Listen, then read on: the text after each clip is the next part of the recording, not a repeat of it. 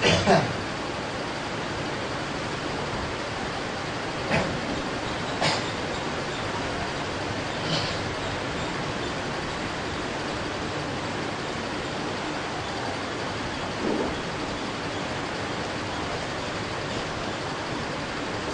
عليكم ورحمة الله وبركاته. إن الحمد لله نحمده ونستعينه ونستغفره ونؤمن به ونتوكل عليه ونعوذ بالله من شرور أنفسنا ومن سيئات أعمالنا. من يهده الله فلا مضل له ومن يضلل فلا هادي له. وأشهد أن لا إله إلا الله وحده لا شريك له وأشهد أن محمدا عبده ورسوله أما بعد. கருணையை தன் மீது கடமையாக்கி கொண்ட எல்லாம் வல்ல ஏக இறைவனாகிய சர்வ வல்லமை படைத்த அல்லாஹ்வின் நல்லடியார்களே, கண்ணியமானவர்களே, சத்திய மார்க்கமாம் இஸ்லாத்தை ஏற்றுக்கொண்ட நன்மக்களே, சகோதரர்களே, சகோதரிகளே, அல்லாஹ் சிறப்பாக்கி தந்த நாட்களில் ஒன்றான இன்றைய தினத்தின் இந்த ஜும்மா உரையிலே அல்லாஹ்வுடைய வேதமான திருக்குர்ஆனின் போதனைகளாகவும் அல்லாஹ்வுடைய தூதர் நபிகள் நாயகம் ஸல்லல்லாஹு அலைஹி வஸல்லம் அவர்கள் நமக்கு செய்த உபதேசங்களாகவும் நாம் அறிந்து கொள்ள இருக்கின்ற செய்தி என்னவென்றால், பொதுவாக ஒவ்வொரு மனிதனிடத்திலும், ஆண்களிடத்திலும் சரி பெண்களிடத்திலும் சரி, உண்மையான அழகு என்பது என்ன? அழகு என்று சொல்கிறோம் அல்லவா? புறத்தோற்றத்தின் அழகு, உள்ளத்தின் அழகு, இப்படி அழகு என்று குறிப்பிடப்படுவதில் எது உண்மையான அழகு, உண்மையான வீரம் என்பது என்ன, ஒவ்வொரு மனிதனின் கம்பீரம் என்பது என்ன என்பது குறித்து இன்ஷா அல்லாஹ் இந்த ஜும்மா உரையிலே நாம் அறிந்து கொள்ள இருக்கின்றோம். அன்புள்ளம் கொண்ட சகோதர சகோதரிகளே, பொதுவாக மனிதர்களாக இருக்கக்கூடிய நாம் குறைகள் ஏதுமின்றி இருக்கின்றோமா என்றால் இல்லை. எந்த மனிதரை எடுத்துக்கொண்டாலும் உடலில் ஏதாவது ஒரு குறை இருக்கத்தான் செய்யும். ஏதாவது ஒரு வகையில் சின்ன சின்ன குறையோ பெரிய குறைகளோ இருக்கத்தான் செய்யும். குறைகளே இல்லாத மனிதன் என்று யாரையுமே சொல்ல முடியாது. குறைகள் இருக்கத்தான் செய்யும். அப்படி குறைகள் இருக்கின்ற மனிதர்கள் என்ன செய்கிறார்கள்? உருவத்தில் குறைகள் இருக்கலாம். எப்படி என்று பார்த்தோமானால், சிலர் நன்கு சிவப்பான தோலை உடையவர்களாக இருப்பார்கள். சிலருக்கு அல்லாஹ் என்ன தருகிறான்? கருப்பு நிற தோலை தந்து விடுகிறான். சிலர் எப்படி இருக்கிறார்கள்? உயரமானவர்களாக இருப்பார்கள். சிலர் உயரம் குறைவாக இருப்பார்கள். சிலர் எப்படி இருப்பார்கள்? பார்ப்பதற்கு மிக பார்த்து கொண்டே இருக்கலாம் என்பது போன்ற ஒரு தோற்றத்தை உடையவர்களாக இருப்பார்கள். சிலருக்கு அப்படி ஒரு தோற்றம் இருக்காது. இன்னும் சொல்ல போனால் அங்க குறைபாடுகள் கூட இருக்கும். சிலருக்கு பார்வை குறைபாடு இருக்கும், பார்வை இல்லாதவர்களும் இருக்கிறார்கள். ஒரு கை ஒரு கால் இல்லாமல் இருக்கலாம். அந்த நடக்கும் போது அந்த வித்தியாசம் தெரியும். கால் ஒரு கால் இல்லை என்றால், ஒரு கால் கொஞ்சம் சின்னதோ பெரியதாக இருந்தால் நடக்கும் போது அந்த வித்தியாசம் தெரியும். இப்படி பலருக்கு பல குறைகள் இருப்பதை நாம் காண்கின்றோம். இந்த குறைகளை நிவர்த்தி செய்வதற்கு பொதுவாக எல்லா மனிதர்களும் முயற்சி செய்வார்கள். அது அப்படியே இருக்கட்டுமே என்று யாரும் விட்டுவிட மாட்டார்கள். அது சின்னதோ பெரியதோ தங்களுக்குள்ள குறைகளை ஏதாவது செய்தாவது அதை நிவர்த்தி செய்துவிட வேண்டும் என்று முயற்சி செய்வதை, முயற்சி என்பது சாதாரண முயற்சி. இன்றைக்கு காலகட்டத்தில் பார்த்தோமானால் ஒரு பெண்ணோ ஆணோ, குறிப்பாக பெண்களை வேண்டுமானால் சொல்லலாம், ஆண்களிலும் இருக்கிறார்கள். சிலர் என்ன செய்வார்கள்? சாதாரண விஷயம், நிறம் சொன்னது போல ஒரு அல்லாஹ் என்ன செய்திருப்பான்? நன்றாக கருப்பாக இருக்கக்கூடிய ஒரு நிலையை கொடுத்திருப்பான். அவர் என்ன செய்வார்? மற்றவர்களுடன் ஒப்பிட்டு பார்ப்பது. அவங்க எல்லாம் இவ்வளவு நிறமா இருக்காங்களே. பெண்களுக்கு கூட அந்த மனக்குறை இருக்கும். இவங்க எல்லாம் எவ்வளவு பாக்குறதுக்கு எவ்வளவு வெள்ளை வெள்ளைன்னு இருக்கிறாங்க, சிகப்பா இருக்கிறாங்களே, இப்படி நம்ம கருப்பா இருக்கிறோமே, ஒவ்வொரு தடவை கண்ணாடியை பார்க்கும்போது அவங்களுக்கு அந்த மனக்குறை இருந்துகிட்டு தான் இருக்கும். ஏன் அந்த மனக்குறை வருது? ஒப்பிட்டு பார்ப்பது, அடுத்தவங்களோட தன் நிலையை ஒப்பிட்டு பார்க்கறதுனால தான் இந்த நிலை வருது. அடுத்தவங்க எப்படி இருக்கிறாங்க, இதே எல்லாருமே கருப்பா இருந்தா அவருக்கு பெருசா தெரியாது. அடுத்தவங்களை ஒப்பிட்டு பார்க்கும்போது இந்த நிலை தெரியாது. ஒரு குறையா ஒரு நினைப்பட்ட அழகு இல்லையே, இப்படி எல்லாம் நினைக்கக்கூடிய காட்சிகளை பார்க்கிறோம். அப்ப அவங்க என்ன செய்யறாங்க? இதை நிவர்த்தி செய்வதற்கு ரொம்ப முயற்சி எடுக்கிறாங்க. அது மட்டும் இல்ல, பெரிய பணத்தை செலவு பண்றாங்க, நேரத்தை செலவு பண்றாங்க. இவருடைய நிலை இருப்பதால் தான் என்ன இருக்கு இன்னைக்கு பார்க்கலாங்க. இன்னைக்கு பெரிய ஒரு புள்ளி விவரம் தருகிறான். உலகம் முழுவதும் இந்த தங்களை அழகுபடுத்திக் கொள்வதற்கென்றே மக்கள் செலவிடக்கூடிய தொகையை அவன் சொல்றதை பார்த்தா நமக்கு மூச்சு முட்டுகிறது. அந்த தொகையை கொண்டு ஒரு நாட்டின் மக்களின் வறுமையை ஒழித்து விடலாம். அவ்வளவு பெரிய செலவு பண்ணி கொண்டிருக்கிறார்கள். நீங்க பாக்குறமா இல்லையா? ஒரு குக்கிராமமா இருந்தாலும் அங்க ஒரு பியூட்டி பார்லர் இல்லாத கிராமம் இல்லைங்கிற அளவுக்கு ஆகி போச்சு. அங்க என்ன இருக்கு? ஒரு பியூட்டி பார்லர், ஒரு சிகை அலங்காரம், எதுனால பாத்தீங்கன்னா அது அலங்காரம், அதுக்கு செய்யக்கூடிய முதலீடுகள் எல்லாம் ரொம்ப பெரிய முதலீடுகளை அதுல போடுறாங்க. ஏன் போடுறாங்க? மக்கள் வருகிறார்கள், செலவு பண்ண மக்கள் தயாராக இருக்கிறார்கள். செலவு செய்வதற்கு, இது போன்ற விஷயங்களை செலவு செய்வதற்கு மக்கள் தயாராக இருக்கிறார்கள். அதனாலதான் அவங்க இதுல முதலீடு பண்றாங்க. பார்க்கிறோமா இல்லையா? அப்ப என்ன பண்றாங்க? அதுக்குள்ள முகத்துக்கு என்னென்னமோ போட்டு தேய்ச்சிக்கிறாங்க. அந்த மாதிரி தங்களுடைய குறைகளை நிவர்த்தி செய்வதற்கு மிகுந்த பிரயாசப்படுகிறார்கள். சாதாரண விஷயங்க. சிலர் எல்லாம் உயரமா படிச்சிருப்பான், சிலர் எல்லாம் உயரம் குறைவா படிச்சிருப்பான். ஆனா இருந்துட்டு போட்டுமே இருக்கிறவங்க இருக்கிறாங்க. குறை மற்ற எல்லாரையும் சொல்ல முடியாது. ஆனா எல்லாம் நமக்கு இவ்வளவு கொடுத்துட்டான், சரி இருந்து இதனால என்ன இருக்கு என்று இருந்து விட்டு போறவங்க இருக்கிறார்கள். பல பேர் என்ன செய்யறாங்க? குறைந்தபட்சம் ஒரு கொஞ்சம் உயரமான காலனியாவது போட்டுக் கொள்கிறேன், கொஞ்சம் உயரமா தெரியணும். என்ன செய்யறாங்க? கொஞ்சம் உயரமா தெரியட்டுமே நாம, அதனால ஒரு சின்ன ஒரு காலனியாவது இவ்வளவு உயரத்துல ஒன்று தேடி கண்டுபிடிச்சு வாங்கி அதையாவது போட்டுக்கிறாங்க. எதற்கு சொல்ல வருகிறேன் என்றால், தங்களுடைய குறைகள் என்பது அதை நிவர்த்தி செய்வதற்கு மக்கள் முயற்சி செய்து கொண்டே இருக்கிறார்கள். காரணம், இதுதான் அழகுன்னு அவங்க நினைக்கிறாங்க, இதுதான் கம்பீரம்னு நினைக்கிறாங்க, இதுதான் பெரிய விஷயம் அவங்க நினைக்கிறாங்க. உண்மையில் இதுவா அழகு? உண்மையில் இது அழகா? இது இப்ப இதனால என்ன இன்னொரு விஷயத்தை கவனிக்கணும். இப்படி இது போன்ற விஷயங்களில் அவர்கள் முயற்சிக்கும் போது இயல்பாகவே அவர்களுக்கு தாழ்வு மனப்பான்மை வந்துறாங்க. என்ன வந்துடும்? மற்றவர்களை பார்க்கும்போது அவங்க எல்லாம் இப்படி இருக்கிறாங்களே, நமக்கு ஒரு காது சரியா இல்லையே, ஒரு கை சரியா இல்லையே, ஒரு கண்ணு சரியா இல்லையே, நிறம் குறைவா இருக்கமே என்று அவர்கள் நினைத்து நினைத்து பார்க்கும் போது இயல்பாகவே அவர்களுக்கு தாழ்வு மனப்பான்மை வந்துவிடும். ரொம்ப டேஞ்சர். தன்னிறக்கம் வந்துவிடும். அவங்க வாழ்க்கையை நாசமா போயிடும். எந்த ஒரு விதத்துல இயல்பா செயல்பட மாட்டாங்க. ஒரு சபைக்கு போனோம்னா கூட அவங்களுக்கு தாழ்வு மனப்பான்மை வந்துடும். நம்ம இப்படி இருக்கிறோமே, அப்ப இந்த தாழ்வு மனப்பான்மை சரியா? என்ன காரணம்? மக்கள் பெரும்பாலும் பாதிக்கப்படுகிறார்கள். இஸ்லாம் என்ன சொல்லுகிறது? அழகாக சொல்லி, இதெல்லாம் ஒரு விஷயமா? இதுவா அழகு? உண்மையிலே இதுவா அழகு? அல்லாஹ் வைக்கக்கூடிய அளவுகள் என்ன? ஒரு ஆணாக இருக்கட்டும், பெண்ணாக இருக்கட்டும், உண்மையான அழகு எங்கே இருக்கிறது? இந்த செய்தி தெரியாததால் தான் நாம இதற்கு இன்னைக்கு லட்சக்கணக்கில் ஆயிரக்கணக்கில் செலவு பண்ணிட்டு இருக்கிறோம். இன்னைக்கு பெண்களை பார்த்தோம்னா உதட்டு சாயத்துக்குன்னே பல ரூபாய் செலவு பண்றாங்க. மணிக்கணக்கா கண்ணாடி முன்னாடி நிற்கிறாங்க. ஏன்னா அந்த உதடு அப்படியே ரோஸ் கலர்ல தெரியணுமா, அதுக்கு என்னென்னமோ கலர் போட்டுக்கிறாங்க. இதுக்கு எவ்வளவு நேர செலவு. அவன் கணவன்மார்கள் என்ன பண்றாங்க? வெளிநாடுகள் வரப்ப நிறைய வாங்கிட்டு வந்தா கொடுக்குறாங்க. இதெல்லாம் தேவையாயுது. அழகு இதுலயா இருக்கு? ஒரு பெண்ணுடைய அழகு இதுலயா இருக்கு? ஒரு ஆணின் கம்பீரம் என்பது இதுலயா இருக்கு? விவரம் தெரியல நமக்கு. எது அழகுன்னு நல்லா சொல்றான்? நமக்கெல்லாம் நன்கு தெரிந்த ஒரு அத்தியாயம், ஒரு சூறா நல்லா தெரியும். பல நேரங்கள் கேட்டிருக்கிறோம். அதிகமாக தொழுகையில் ஓதப்படும் இந்த சூறா. அடிக்கடி காதல கேட்ட மனதில் பதிந்து போய்விட்ட ஒரு வசனம், ஒரு சூறா வசனம். அது என்ன அர்த்தம் தெரியாததால தெரியலங்க. அல்லாஹ் அவ்வளவு அழகா சொல்றாங்க. என்ன சொல்றாரு?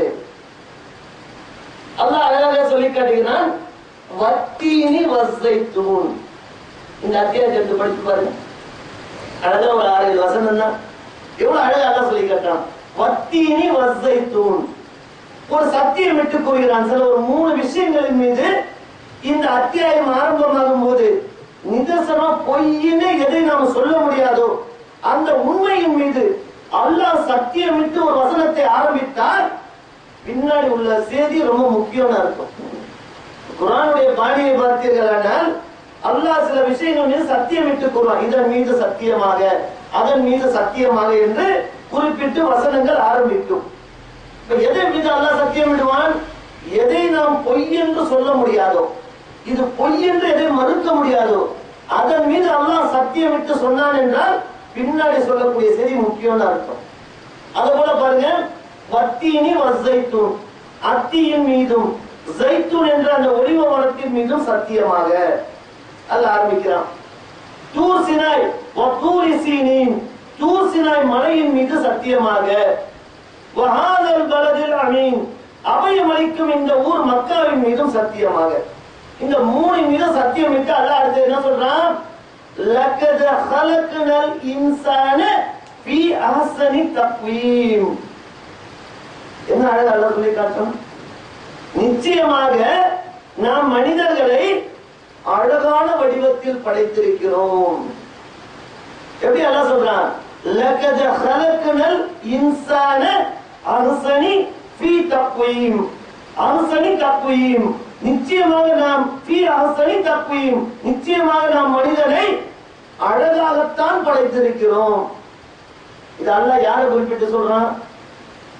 மனிதர்களில் அழகாக இருக்கக்கூடியவர்கள் மட்டும் குறிப்பிட்டா சொல்றான்?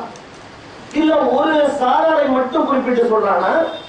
இல்ல 1-2 மனிதர்களை சுட்டி காட்டி மட்டும் சொல்றானா? ஒட்டுமொத்த மனிதர்களையும் குறிப்பிட்டு அல்லாஹ் கூறி காட்டுகின்றான். எல்லா மனிதர்களையும் நான் அழகாகத்தான் படைத்திருக்கிறேன். இந்த வசனத்தை கொஞ்சம் சிந்தித்து பாருங்கள். அல்லாஹ் அழகா தானே படைத்திருக்கிறான், அப்படியே நம்ம கிட்ட குறை வந்திருக்கு. அப்பயே நாம இதை குறையா நினைக்கிறோம். ஒரு உடல் உறுப்பில் குறை இருந்தால் குறைன்னு நினைக்கிறோம், நிறத்தில் வித்தியாசம் இருந்தால் குறைன்னு நினைக்கிறோம், ஒரு ஊனமுற்ற நிலைன்னா குறைன்னு நினைக்கிறோம். அப்ப உண்மையில் அழகு என்பதை எது அழகாக படைத்திருக்கிறான்? இதெல்லாம் அழகு இல்லை என்பதுதான் முக்கியம். எல்லா மனிதர்களையும் நான் அழகாகத்தான் படைத்திருக்கிறேன் என்று அல்லாஹ் சொல்லும் போது அப்ப நாம் எதை அழகு என்று நினைத்து கொண்டிருக்கின்றோமோ அது அழகு அல்ல. அப்ப எது அழகு? அதை அல்லாஹ் சொல்லி காட்டுகிறான். பின்னர் அவனை இழிந்தவனிலும் இழிந்தவனாக ஆக்கிவிட்டேன். வசனத்தை சற்று கவனமா கேளுங்க, சிந்திச்சு பாருங்க. முதலில் அல்லாஹ் சொல்லி காட்டுகின்றான், மனிதர்களை நான் அழகாகத்தான் படைத்திருக்கிறேன், பின்னர் அவனை கேவலத்திலும் கேவலமாக ஆக்கிவிட்டேன். இது சொல்லுதுங்க எது அழகுங்கிறது. அடுத்த வரையில் அல்லாஹ் சொல்லி காட்ட, ஏன் தெரியுமா கேவலத்திலும் இழிந்தவனிலும் இழிந்தவனாக ஏன் ஆக்கினோம் தெரியுமா? இல்லல்லதீன ஆமனு வஅமிலு ஸாலிஹாத்தி, நம்பிக்கை கொண்டு நல்லறங்கள் செய்தவரை தவிர. இதாங்க அழகு. எது அழகுன்னு இப்ப தெரியுதா?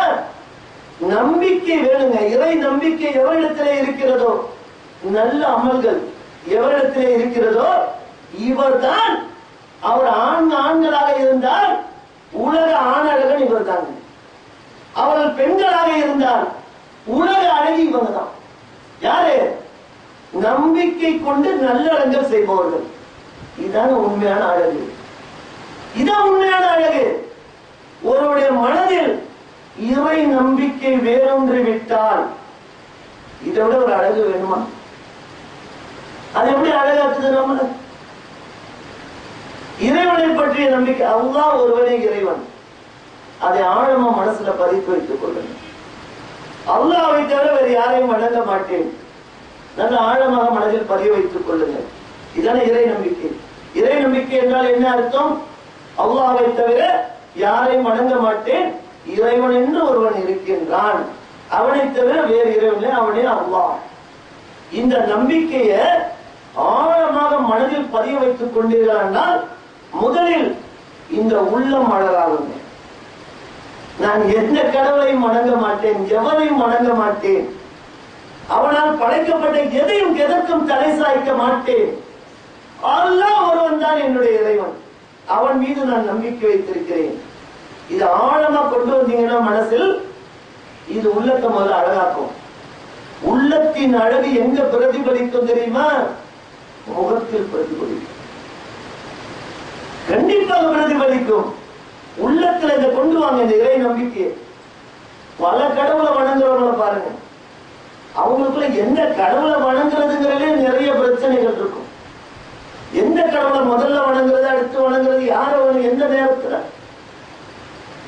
அல்லாஹ்வை மட்டும் இறைவனாக ஏற்றுக்கொண்டு வணங்கி பாருங்க, முதல்ல உள்ளத்தில் ஒரு நிம்மதி கிடைக்கும், உள்ளத்தில் ஒரு ரிலாக்ஸ் இருக்கும். அது எங்க அழக கொண்டு வந்து சேர்க்கும்? முகத்தில் பிரதிபலிக்கும். இது சைக்காலஜிக்கலா நீங்க அனுபவிச்சு பார்க்கலாம். அடுத்தது அல்லாஹ் என்ன சொல்றான்? நல்லறங்கள் செய்தோரை தவிர நல்ல அமல்கள். என்ன நல்ல அமல்கள்? யாருக்கும் கெடுதல் நினைக்க கூடாது, நல்ல விஷயம் செய்யணும். என்ன செய்யணும்? அடுத்தவர்களுக்கு உதவுவது எல்லாமே அடங்கி விடுகிறது. ஒரு சகோதரனை சிரித்த முகத்துடன் சந்திப்பது. ஒரு சகோதரன் வருகிறார், அவர் அப்படியே உருன்னு பார்க்காம சிரித்த முகத்தோடு எதிர்கொண்டு பாருங்க. இது தர்மமா? இது தர்மமா இல்லையா? எவ்வளவு சைக்காலஜிக்கலா இருக்கு. அண்டை வீட்டாருடன் இணக்கமாக இருந்து பாருங்க, நண்பர்களுக்கு உதவி பாருங்கள், மனைவி மக்களை சந்தோஷப்படுத்தி பாருங்கள், எல்லா மனிதர்களிடம் அன்பாக பழகி பாருங்கள். இறை வணக்கம், நல்ல அமல்கள். அல்லாஹ்வை 5 நேரம் வணங்குவதில் சடைவடைந்து விடாதீர்கள். அல்லாஹ்வை 5 நேரம் வணங்குவதில் சோர்வடைந்து விடாதீர்கள். ரொம்ப மனது ஒன்றி வணங்கி பாருங்கள். இது என்ன கொடி சேர்க்கும்? என்ன வெளிப்படுத்தும்? உடலில் அழக கொண்டு வரும், உள்ளத்தில் ஈமான், முகத்தில் அழக கொண்டு வரும். நல்ல அமல்கள் உடம்புல ஒரு கம்பீரத்தை கொடுக்கணும். வீரம் என்பது என்ன? நம்ம நினைச்சிட்டு இருக்கிறோம், 4 பேரை அடித்து வீழ்த்தினாதான் வீரம் நினைச்சிட்டு இருக்கிறோம். அப்படிதான் நினைச்சிட்டு இருக்கிறோம். வீரம் என்ன? வீரம்னு எதை சொல்றாங்க? ஊரில் ஒரு பெரிய ரவுடி மாதிரி ஒருத்தர் தான் அவர் வீரன்னு சொல்லுவாங்க இல்லையா? பெரிய ஒருத்தர் அந்த தோற்றத்தில் அப்படியே பலசாலியாக தெரிந்தால் அவர் வீரன்னு சொல்லுவாங்க. இதா வீரம்? இது வீரம் அல்ல. கோபம் வருது, கடுமையான கோபம். ஒரு சந்தர்ப்பத்தில் கோபம்னா தாங்க முடியல நமக்கு, அந்த கோபம் தலைக்கு ஏறிச்சுன்னு சொல்லுவாங்க அல்லவா, கோபம். அப்படி ஒரு கோபம் வருது. எதிரில் நம்மை கோபப்படுத்தியவரை நாம் நினைத்தால் எது வேணாலும் செய்து விடலாம். அதற்கான வல்லமை நமக்கு இருக்கு.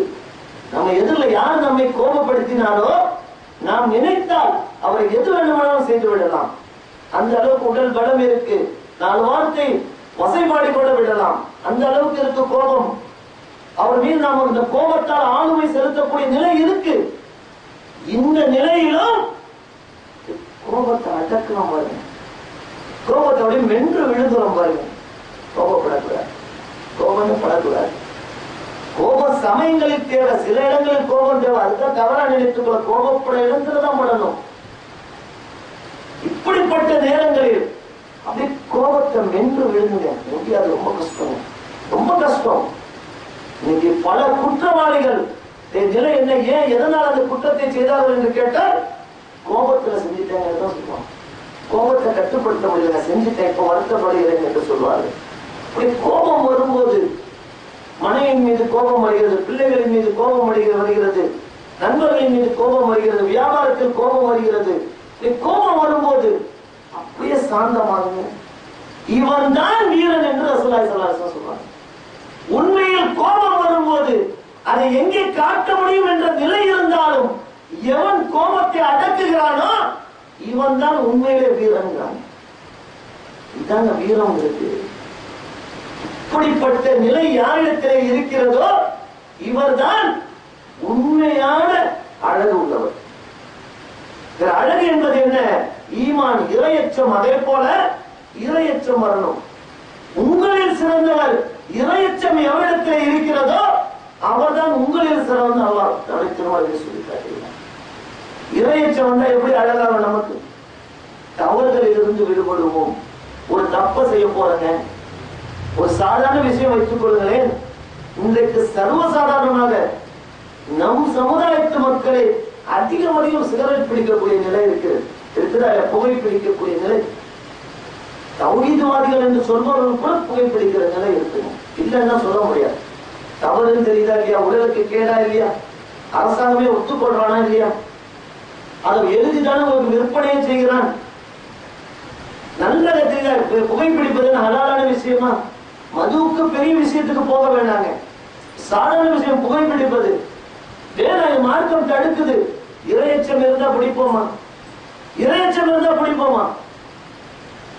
அப்ப புகைப்பிடிப்பதை தவிர்த்து பாருங்கள். நுரையீரல்லாம் ஃப்ரெஷ்ஷா இருக்கும். உடல் உறுப்புகள்லாம் ரொம்ப ஃப்ரெஷ்ஷா இருக்கும். இருக்குமா இருக்காதா? அப்ப உடல்ல அழகு வருமா? வராது. கிட்னி ஃபெயிலியர் எதனால வருது? நுரையீரல் புற்றுநோய் எதனால வருது? புகையிலே அடக்கிக் கொள்ள பான்பட குட்கா என்ன ஏதோ சொல்றாங்க, அதெல்லாம் வாயில போடுறாங்க. என்ன ஆகுது? இந்த இடம் அந்த இடம் எல்லாத்துலயும் கேன்சர் வருதா இல்லையா? இரையச்சம் மூலம் இதை செய்வாங்களா? அப்ப உடல் உறுப்புகள் பாதுகாக்கப்படுதா இல்லையா? அழகு வருதா இல்லையா? ஒருத்தருக்கு கேன்சர் நோய் வந்து விட்டது என்று வைத்துக் கொள்ளுங்கள், உடம்ப உருக்கி எடுத்துருங்க, பார்க்க சகிக்காது, அழகெல்லாம் போயிடும். பெண்களுக்கு வருதா இல்லையா? என்ன காரணம்? தீய பழக்க வழக்கங்கள். இரையச்சம் தான் ஒருத்தன் செய்வானா? அப்ப எங்க இரையச்சம் உடம்பு அழகு வரப்போகுது? வருமா வராதா? எளிமையான விஷயங்கள். அதே போல எல்லாம் தெளிவாக சொல்கிறான், நம்பிக்கை கொண்டிருந்தால், உன்னிடத்திலே ஈமான் இருந்தால் நீ தான் சிறந்தவன். கவலைப்படாத, துக்கப்படாதே. நோய் வந்து விட்டது என்று நீ கவலைப்படாதே, இப்படி ஆகிவிட்டது என்று கவலைப்படாதே.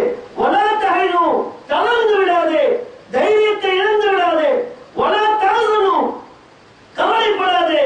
வஅன்துமுல் அஅலவுன இன் குன்தும் முஃமினீன், நம்பிக்கை கொண்டிருந்தால் நீ தான் உயர்ந்தவன். வலா தஹினு, தைரியத்தை இழந்துடாத. நீ இதை விட உற்சாகமா என்ன வசனம்? எப்படி அல்லாஹ் ஒரு உற்சாகமா சொல்றாங்க. வலா தஹினு, தளர்ந்துடாத, நீ நிலை குறைஞ்சிடாத, தைரியத்தை இழக்காத. வலா தஹ்சனு, கவலைப்படாத. நீ எப்ப? வஅன்துமுல் அஅலவுன இன் குன்தும் முஃமினீன், நம்பிக்கை கொண்டிருந்தால், உன் உள்ளத்திலே ஈமான் இருந்தால் நீதான் உயர்ந்தவன், நீதான் அழகானவன். இதான் உண்மையான அழகு. இதுதான் உண்மையான அழகு. மற்றவருடைய கண்ணியத்தை எப்படி எதிர்பார்க்கலாம்? நாம மற்றவருடைய கண்ணியத்தை எப்படி எதிர்பார்க்கலாம்? ஒரு கம்பீரம் இல்லைங்க. அப்படி பார்க்கும் போது சிரித்த முகம் இல்ல. ஒரு கஷ்டத்தில் இருந்தா உதவி செய்கிற எண்ணம் இல்ல. கீழே தடுக்கி விழுந்தால் ஓடி போய் தூக்குகின்ற குணம் இல்லை. என்ன அழகு இது? அழகு கிடையாது. இது அழகு கிடையாது. இறையச்சம், அதை கொண்டுதான் அல்ல உள்ளத்தை தேர்ந்தெடுக்கிறான். நபிகள் நாயகம் ஸல்லல்லாஹு அலைஹி வஸல்லம் அவர்கள் மஸ்ஜித் நபவி பள்ளியில கேளுங்க, அல்லாஹ்வுடைய தூதர் எதை அழகுன்னு பாக்குறாங்க பாருங்க. மஸ்ஜித் நபவி பள்ளியில ஒரு கருப்பு நிற பெண், யாரு? கண்ணங்கரையில் என்ற ஒரு பெண். அவங்க வேலை என்ன? பள்ளியை சுத்தப்படுத்துவாங்க, பராமரிப்பாங்க பள்ளியை, அல்லாஹ்வுடைய தூதருடைய பள்ளியை. ஒரு தன்னார்வத்துடன் முன் வந்து அந்த பெண் இந்த வேலையை அல்லாஹ்வுக்காக செய்கிறாங்க. ஒரு ஒரு கருப்பு நிற பெண் கூட்டி பெருக்குவாங்க. அந்த மஸ்ஜித் நபவி பள்ளியை பராமரித்துக் கொள்வார்கள். ஒரு நாள் அந்த பெண் இறந்து விட்டார்கள். ஒரு நாள் அந்த பெண் இறந்து விட்டார்கள். நபித்தோழர்கள்லாம் இதை ஒரு பெரிய முக்கியத்துவப்படுத்தல. இது பெரிய என்ன முக்கியம்? ஒரு பெண்ணை வந்து நம்ம கருப்பு நிற பெண், அது அவர்களுக்கு அது பெரிய ஒரு முக்கியத்துவமாகப்படவில்லை. கொண்டு போய் அடக்கம் செஞ்சுட்டு வந்துடுறாங்க. நபி ஸல்லல்லாஹு அலைஹி வஸல்லம் வருகிறார்கள். 2 நாள் பார்க்குறாங்க, அந்த பெண்ணை காணும். பற்றி கவனிச்சிருக்காங்க பாருங்க. கேட்கிறாங்க, எங்க அந்த பெண்? ஒரு கருப்பு நிற பெண் இங்கே பராமரித்து மஸ்ஜித் நபி சுத்தப்படும், எங்க அந்த பெண்? நபித்தோழர்கள் ரொம்ப சாதாரணமா சொல்றாங்க, அவங்க இறந்து போயிட்டாங்க, கொண்டு போய் அடக்கம் பண்ணிட்டு சொல்றாங்க. எங்க அடக்கம் பண்ணுங்க? இதோ இங்க காட்டுங்க, எங்க அடக்கம் பண்ணி கபரை காட்டுங்க. வராங்க. காட்டின உடனே அங்கே நின்று அந்த பெண்ணுக்காக ஜனாசா தொழுகை நடத்துறாங்க. அந்த பெண்ணுக்காக ஜனாசா தொழுகை நடத்தினார். நடத்திட்டு சொல்றாங்க, இறப்பை அற்பமாக கருதி விடாதீர்கள், அவரது மன்னரை காட்டுங்கள் என்று சொல்லி அந்த பெண்ணுக்காக ஜனாசா தொழுகை நடத்தினார்கள். நடத்திவிட்டு சொன்னார்கள், இந்த அடக்கத்தலங்கள் அங்கு வசிப்போருக்கு இருள் மண்டி கிடக்கின்றன. வல்லமையும் மாண்பும் உடைய அல்லாஹ் எனது தொழுகையின் மூலம் இந்த கபருக்கு வெளிச்சத்தை தருகிறார். இந்த பெண்ணுக்கு அந்த வெளிச்சம் கிடைக்கிறது. எதை வச்சு அழக தீர்மானிச்சாங்க? எதை வச்சு அழக தீர்மானிச்சாங்க? கருப்பு நிற பெண்ணுங்க வந்து அவங்க சிறப்பானவங்க கிடையாது. அல்லாஹ்வுடைய தூதர் ஒருவருக்கு ஜனாசா தொழுகை நடத்தினார்கள் என்றால் அவர்கள் சொர்க்கவாசிகள். அழகுனா என்னன்னு தெரியுதா? அழகுனா என்னன்னு தெரியுதா? வெள்ள தோல் இல்லைங்க அழகு. கட்டியா குட்டையா இருக்கிறது எல்லாம் அழகு. எதுல இருக்க அழகு? நல்ல உடையெல்லாம் போட்டுட்டு அப்படியே ஜம்முன்னு போடல அழகு, மற்றவர்களை கவர்வதற்காக. அழகு எதுல இருக்கிறது? அந்த பெண் செய்த வேலையில இருக்குங்க அழகு. அல்லாஹ்வுடைய பள்ளியை எந்தவித பிரதிபலனும் இல்லாமல் அந்த பெண் சுத்தம் செய்வது அல்லாஹ்வுடைய தூதரை கவர்ந்து இருக்கிறது. அதைத்தான் ரசூலுல்லாஹ் அழகா பார்த்தாங்க. அந்த பெண்ணுக்கா நபித்தோழர்களுக்கு அது பெருசா தெரியலங்க. ஒரு பெண்ணை வந்துட்டாங்க, அவங்களாம் அடக்கம் பண்ணிட்டு வந்துட்டாங்க. அல்லாஹ்வுடைய தூதரை பாருங்க, இதுதான் அழகு. அல்லாஹ் எதை பார்ப்பான் அழகா? ஈமான் இருக்க அவனுக்க அல்லாஹ்வை மட்டும் வணங்குறியா, இவன் தான் அழகு, இவன் தான் அழகு. எத்தனையோ பார்க்கலாமாங்க. பிலால் ரலியல்லாஹு பிலால் ரலியல்லாஹு சொர்க்கத்தில் காலடி ஓசைக்கு சொந்தக்காரர். அபூஜஹில் எப்படி இருப்பான் தெரியுமா? அபூஜஹில் அவனுடைய வர்ணனைகளை வரலாற்றில் பார்க்கலாம். நல்ல கம்பீரமானவன், நல்ல அழகுடையவன். யாரு? அபூஜஹில். அவனுக்கு கிடைச்சதா தெரியுமா? அவனுக்கு கிடைச்சதா நேர்வழி? அல்லாஹ் நேர்வழி யாருக்கு கொடுத்தான்? பிலால் ரலியல்லாஹு. காபாவின் நேரேறி வாங்கு சொல்லக்கூடிய பாக்கியத்தை பெற்றார்கள். ஒரு பெரிய விஷயம். அழகுனா என்னன்னு தெரியுதாங்க? இதுதான் அழகு. உள்ளத்தில் ஈமான், இதுதான் அழகு. அதே போல மற்றோம்னா ஒரு அற்புதமான ஒரு விஷயம். இந்த ஒரு செய்தி போதுங்க. அபசவத்தவல்ல அத்தியாயம் எதற்காக இணைக்கப்பட்டது? நம்ம எத்தனை பேருக்கு தெரியும்? தெரியும். அபசவத்தவல்லா அந்த அத்தியாயம் ஏன் இறக்கப்பட்டது?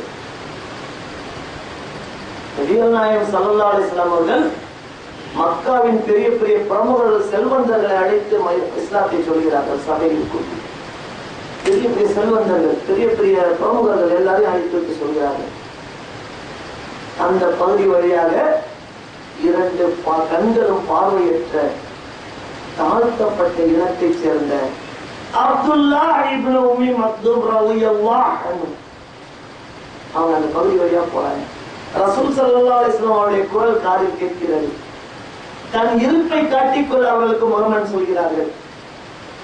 அல்லாஹ்வுடைய தூதர் நிலை என்ன தெரியுமா? எதை பத்தி அந்த செல்வந்தர்கள் பேசிட்டு இருக்காங்க தெரியுமா? அப்ப அந்த செல்வந்தர்கள் இஸ்லாத்தின் பால் அழைப்பு கொடுக்கிறார்கள். அவர் சொல்கிறார்கள், என்ன மாமலே நீங்கள் உயர்ந்தவாக எங்களையும் தாழ்ந்தவராகவும் ஒரே நேரத்துல சேர்க்கிறீர்கள். எல்லாம் அல்லாஹ்வை சொல்லும் போது அவங்க எங்க பக்கத்துல அவங்க நின்று கொள்கிறார்களே, இந்த பாகுபாட்டை தவிர்த்துக் கொள்ளுங்கள், நாங்கள் இஸ்லாத்தை ஏற்றுக்கொள்ளும் என்பது போல பேசுகிறார்கள். இதைத்தான் சொல்லிக் கொண்டிருக்கும் போதுதான் அவர் வர உண்மை மட்டும். என்ன சூழ்நிலை பாருங்க, என்ன சூழ்நிலை!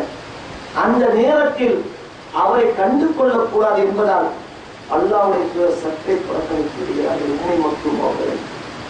அவர் எப்படிப்பட்டவர்? கொஞ்சம் தாழ்த்தப்பட்ட இனத்தை சேர்ந்தவர். கண்கள் 2மே கிடையாதுங்க, கண் 2மே தெரியாதவர். அவரை சற்றே அவருடைய முகமனை புறக்கணித்து விடுகிறார்கள். அல்லாஹ்வுக்கு பிடிக்கவில்லை. அல்லாஹ்வுக்கு பிடிக்கவில்லை. தன் தூதர் மீது அதிருப்தி கொள்கிறான். தன் தூதர் மீது அதிருப்தி கொள்கிறான். உடனே அல்லாஹ் வசனத்தை அபஸவத்தவல்லா, அவர் கழுகெடுத்து விட்டார், அவர் அலட்சியம் செய்து விட்டார், என் அடியாரை அலட்சியம் செய்து விட்டார். தன்னிடம் அந்த பார்வையற்ற வந்தவதற்காக கடுமையான வசனம் புறக்கணித்து விட்டார்.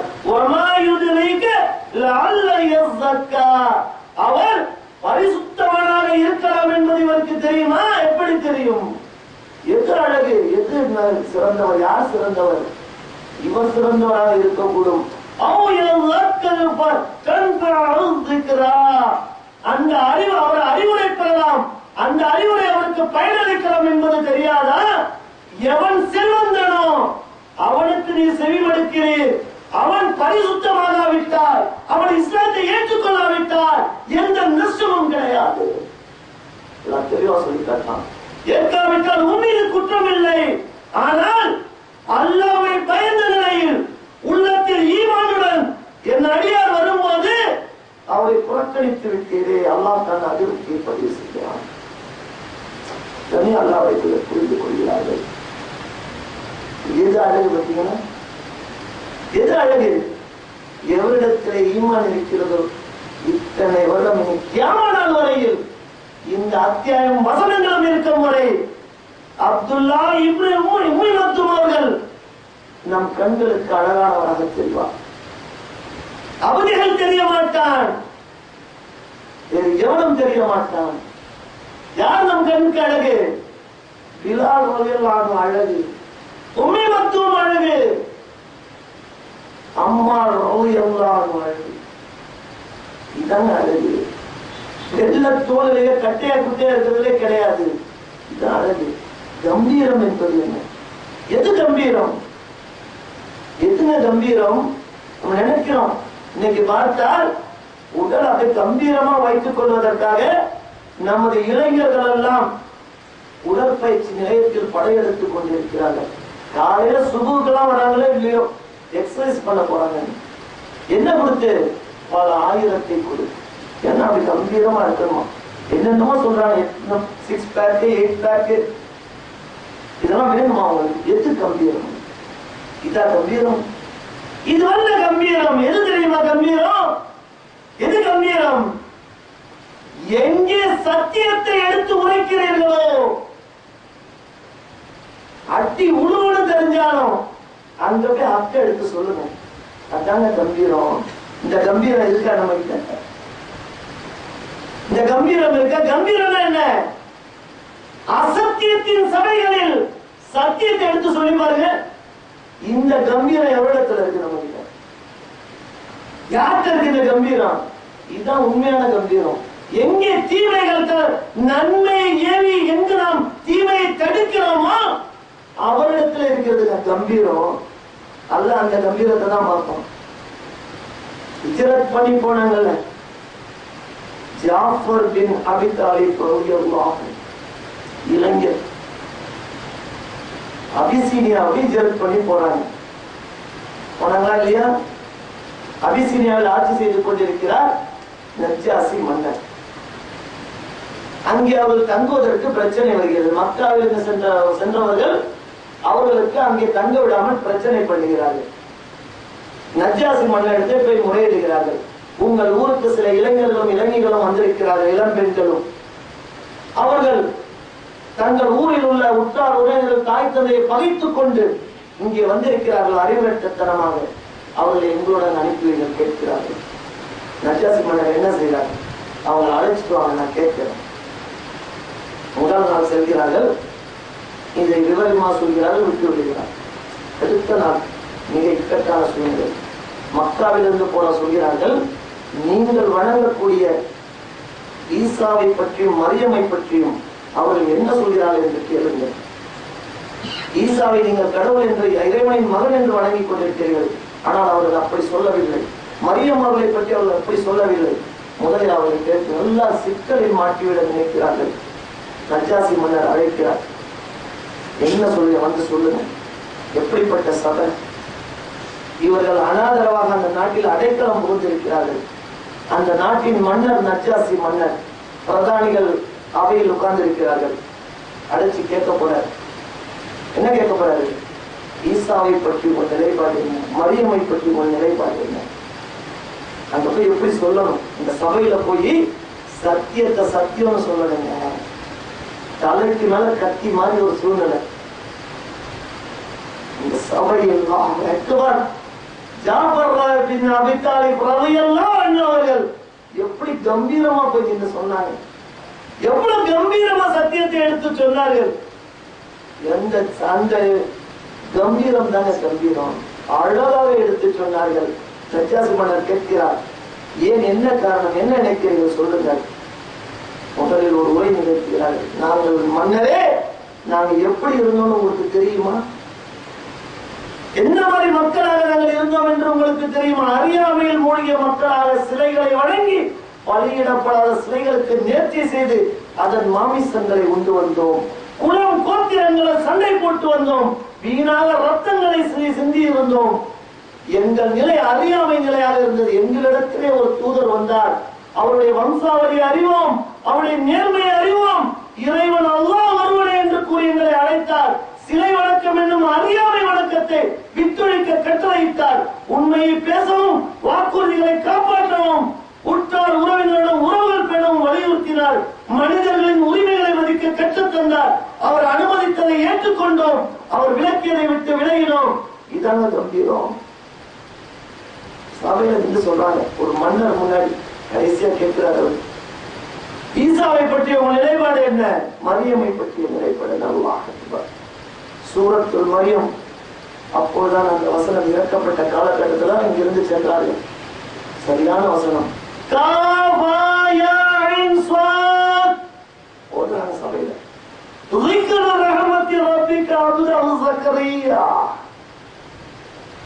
சொல்றாங்க, நச்சாசி மன்னர் அரபி தெரியாது, அவருக்கு அரபி தெரியாது.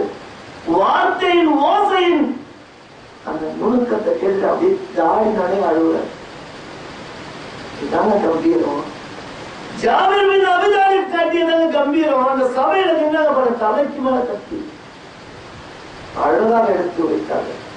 கேட்டு வைத்து நச்சாசி மன்னர், நீங்கள் சொல்வது குச்சி அடித்து கட்டுறது பக்கம், இதை விட கூட மேல சரியாக சொல்லி ஈசாவை பற்றியும் மரியமை பற்றியும் சரியாக சொன்னீர்கள். இஸ்லாத்தை ஏற்றுக்கொள்கிறார். ஏன் இதாங்க கம்பீரம். 6 பேக் 8 பேக் கம்பீரம் கிடையாது. சும்மா அப்படியே இந்த தோல் எல்லாம் ஷோல்டர் எல்லாம் நிமித்துக்கிட்டு அலைகிறது கம்பீரம் இல்லை. எங்கே தீமைகள் தலைவிரித்தாடுதோ, எங்கே அந்த கூட்டம்? அல்லாஹ் சொல்றாங்க, நன்மையை ஏறி தீமையை தடுங்கள். எங்க அந்த கூட்டம்னா? எங்க போச்சு எல்லாம்? யாரு கிட்ட கட்டளை அது? எங்கே அவர்கள் போச்சுங்க? எல்லாம் தீமை தலைவிரித்தாடுது. ஒவ்வொரு ஊர்லயும் பெண்கள் வீட்டை விட்டு ஓடுகிறார்கள். இளைஞர் சமுதாயம் மதுவில் மூழ்கி கிடக்கு. படிக்க செல்கிறோம், யாரையும் குற்றம் சொல்லவில்லை. படிக்க செல்கிறோம் சென்று தீமைகளின் மொத்தமாக இருக்கிறார்கள். பேஸ்புக்ல போய் பாருங்க, ஒவ்வொருவருடைய மனநிலையும் தெரியுது. இணையதளத்தை திறந்து பாருங்க, ஒவ்வொரு ஆசிரியர் என்ன நடக்குது, பெண்கள் ஆசிரியர் என்ன நடக்குது. எது கம்பீரம், எது அழகு?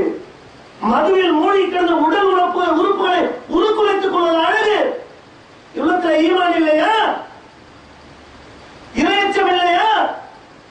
எது அழகு? இதுதான் அழகு. எங்கே தீமை இருக்கிறதோ, எங்கே அசத்தியம் இருக்கிறதோ, அங்க நெஞ்சில் முடி சத்தியத்தை உழைத்து பாருங்க. ஜாபிர் பின் அபி தாலிப் ரலியல்லாஹு அன்ஹு போய் ஒரு மன்னர் இஸ்லாத்தை தருவார். இதாங்க நம்ம சமுதாயம். இதான் சமுதாயம். பெரியவர்களாகிய நீங்கள் இணையதளத்திற்கு செல்வதில்லை. கொஞ்சம் போய் பாருங்க, நம்ம பிள்ளைகளை எப்படி சீரழிச்சிட்டு இருக்காங்க. போய் பாருங்க, பேஸ்புக்ல போய் பாருங்க, பேஸ்புக்ல போய் பாருங்க, நம்ம பிள்ளைகள் எப்படி சீரழிந்து கிட்டு குட்டிச்சோராய் கொண்டிருக்கிறார்கள் என்பதை மேம்படுத்தி சொல்லவில்லை. ஒவ்வொரு தந்தையும் சென்று பாருங்கள் இணையதளத்தை. உங்க மகளோ பேஸ்புக் அக்கௌண்ட் வச்சிருக்காங்களா? ஓபன் பண்ணுங்க பேஸ்புக்க. என்ன உள்ள இருக்கு போய் பாருங்க, என்ன எண்ணத்தை வெளிப்படுத்துறாங்க பாருங்க. எல்லாம் கல்ச்சரான விஷயங்கள். ஓபன் பண்ணி பாருங்க எல்லாத்தையும். எதுங்க அழகு? இளைஞர்களுக்கு அழகு எது? இளம்பெண்களுக்கு அழகு எது? எது உள்ளத்துல ஈமான் இருக்கணும், இறைச்சம் இருக்கணும், அல்லாஹ்வை வணங்கக்கூடிய இறை நம்பிக்கை இருக்கணும். இந்த சமுதாயம் தான் போயிட்டு இருக்கு. எந்த இளம் பெண்ணின் பேஸ்புக்கை பார்த்தாலும் மாற்று மதத்தோருடன் ஃப்ரெண்ட்ஸ் ரிக்வெஸ்ட். போய் பாருங்க, உஷாராகுங்கள். மதுவில் மூழ்கி திளைத்துக் கொண்டிருக்கிறார்கள். சிகரெட் பிடிப்பதில், புகைப்பிடிப்பதில் மூழ்கி திளைத்துக் கொண்டிருக்கிறார்கள். நன்மையை தீமையை தடுக்கக்கூடிய அந்த கூட்டம் தீமையின் பக்கம் சென்று கொண்டிருக்கிறது. எதுல இருக்கு அழுது? எதுல இருக்கு? உண்மையான ஈமான்ல தான் இருக்கு. சத்தியத்தை எடுத்து சொல்வதுதான் கம்பீரம் இருக்கு. அப்படிப்பட்ட நிலை இருந்தால் உண்மையிலே அழகாதாங்க. ஒரு பிலால் ரலியல்லாஹு அன்ஹு அவரை போல், உம்மி மக்தூம் அவரை போல், ஜாபிர் பின் அபூ தாலிப் ரலியல்லாஹு அன்ஹு, முஸாப் இப்னு உமைர் ரலியல்லாஹு அன்ஹு படித்து பாருங்க. எதையோ படிக்கிறீங்க பேஸ்புக்ல, எதையோ படிக்கிறீங்க இன்டர்நெட்ல, இவங்க வரலாறுலாம் படிச்சு பாருங்க. முஸாப் இப்னு உமைர் ரலியல்லாஹு அன்ஹு எவ்வளவு பெரிய சில அழகு, அழகுன்னு அவ்வளவு அழகுங்க. போடாத உடை கிடையாது. அவர் பெரிய செல்வந்தர். ஒரு கட்டத்தில் சொன்னார்கள், ஹதீஸ போய் பாருங்க, இஸ்லாத்தை ஏற்றுக்கொண்ட ஒரே காரணத்திற்காக அவர்களுடைய தாயார் வீட்டை விட்டு வரட்டாங்க. நம்மளாம் எதுக்கு வரட்டிட்டு இருக்கிறோம்? பிள்ளைகள் இஸ்லாத்தை ஏற்றுக்கிட்டான்னு வரட்டினாங்க. எவ்வளவு பெரிய கொடுங்க. துணிஞ்சு வெளியே வந்தார். சாப்பாடு இல்லை, ட்ரெஸ் இல்லை சரியா. அவருடைய தோலெல்லாம் பார்த்தீங்கன்னா அவர் சுருங்கி போயிருக்குமாங்க. அப்படி செல்வந்தரா பல பலத்துல தோல் வீச்சாரு. மதீனாவுக்கு ஹிஜ்ரத் செய்யும் போது அவர் நிலை இருந்தார். முஸாப் பின் உமைர் போரில் இறந்த போது ஹதீஸ் கேள்விப்பட்டிருக்கீங்க. ஒரு சஹாபிக்கு அந்த கஃன் துணி போடும் போது இழுத்து மூடுனா காலு தெரியும், காலை இழுத்து மூடா தலை தெரியும், துணி கூட கிடையாது. இறுகிற என்ற புல்லை கொண்டு நபி ஸல்லல்லாஹு அலைஹி வஸல்லம் ஓட சொன்னாரு. அந்த நபித்தோழர் யாரு தெரியுமா? அந்த நபித்தோழர் யாரு தெரியுமா? கேள்விப்பட்டிருப்பீர்கள். ஹதீஸை கண்ணீர் விட்டிருப்பீர்கள், கண்ணீர் விட்டிருப்பீர்கள். கஃன் துணி போரில் அடிபட்டு போரில் உயிரிழந்த ஷஹீதாகி கிடக்கிறார். நபி ஸல்லல்லாஹு அலைஹி வஸல்லம் கஃன் துணி எடுத்து போட்டு போடுகிறார்கள். துணியே இல்லை. காலை மூடுனா தலை தெரிகிறது, தலை மூடா காலை தெரிகிறது, துணி இல்லை. இறுகிற என்ற புல்லை போட்டு மூடுங்கள். இந்த மகத்தான மனிதர் யார் தெரியுமா? அந்த நபித்தோழர் முஸாப் இப்னு உமைர் ரலியல்லாஹு அன்ஹு. அவர் போடாத உடையே கிடையாதுங்க. இந்த இளைஞர் எங்கே? இன்றைக்கு பேஸ்புக்கில் முகநூலை தன் முகத்தை தொலைத்த இந்த இளைஞர்கள் எங்க? ரொம்ப மோசமா போய் கொண்டிருக்கிறது நம் சமுதாய இளைஞர்கள். இன்டர்நெட் மிகப்பெரிய சைத்தான். நல்லது எடுத்துக்கொண்டால் தவிர என்ன செல்போன் வாங்கி கொடுக்குறீங்க பாருங்க. எல்லா விதமான அட்வான்ஸான செல்போன் கேட்கலாம் வாங்கி கொடுக்குறீங்க. என்ன உட்காந்து பார்க்கறா வார்த்தைகள் நல்லா பாருங்க. மிகைப்படுத்தி சொல்லவில்லை. என்ன உட்காந்து ஆணோ பெண்ணோ செல்போன் என்ன பார்த்துட்டு உட்கார்ந்துருக்காங்கன்னு போய் பாருங்க. போய் கொண்டிருக்க நிலைமை. உஷாராங்கள். பெற்றோர்களை அழகு என்பது இளைஞர்களுக்கு சொல்லிக் கொள்கிறேன், இளம் பெண்களுக்கு சொல்லிக் கொள்கிறேன். அழகு என்பது இதுதான் நல்லா வைக்கின்ற அழகு. இந்த அழகை பெற்று பாருங்கள். நாம உடம்புலாம் பிரகாசமா இருக்கும். உள்ளத்துல ஈமானம்னா முகத்துல பிரகாசம். அப்படிப்பட்ட ஒரு நிலையை கொண்ட மக்களாக நாம் இருக்க வேண்டும்.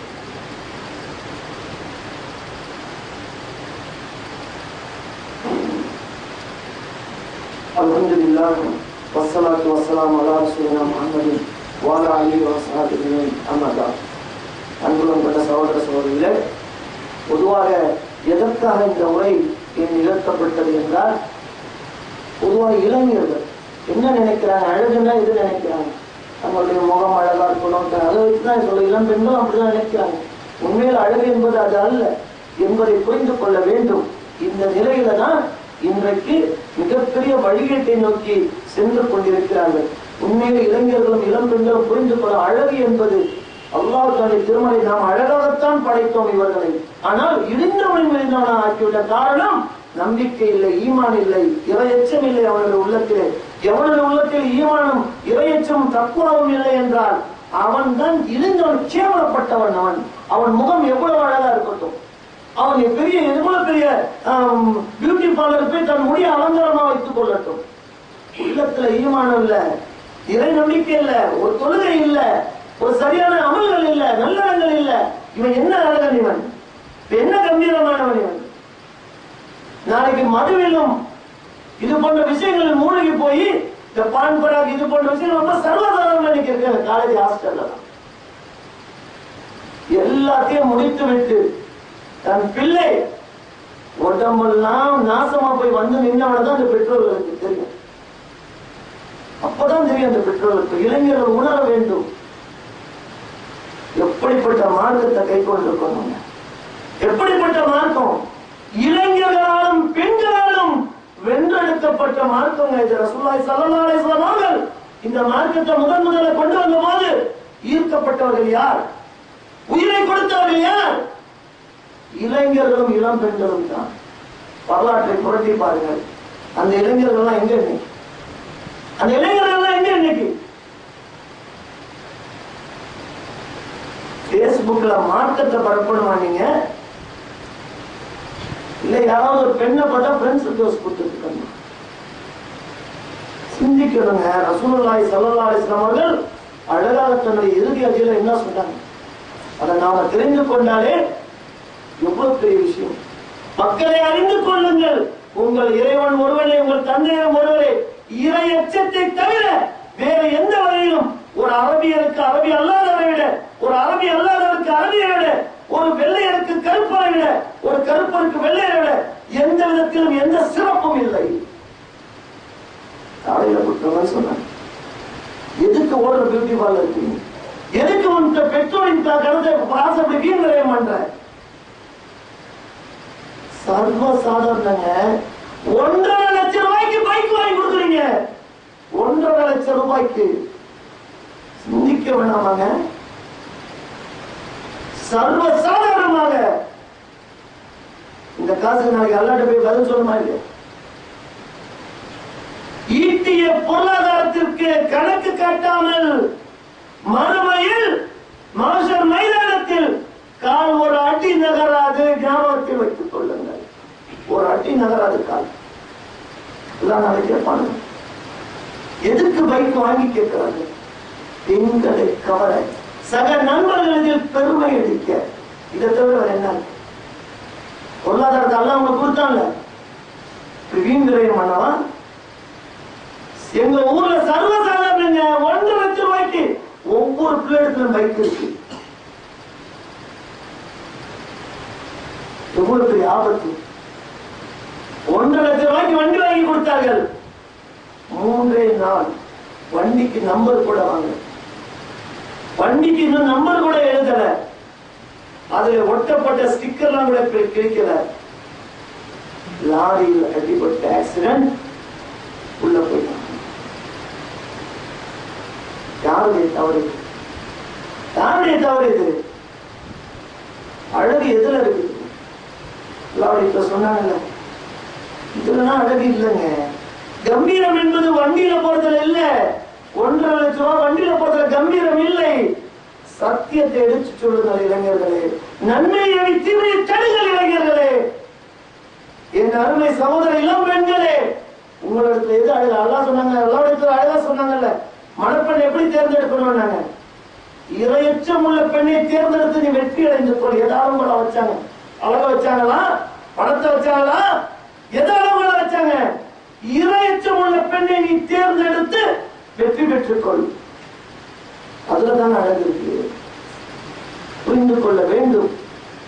இந்த நிலையில் இந்த மார்க்கம் அல்லாஹ்வுடைய தூதர் வெள்ளை வெள்ளை என்ற ஒரு மார்க்கத்தை கையில தந்துட்டு போயிருக்காங்க. எங்களுடைய காலங்கள் எல்லாம் சென்று விட்டது.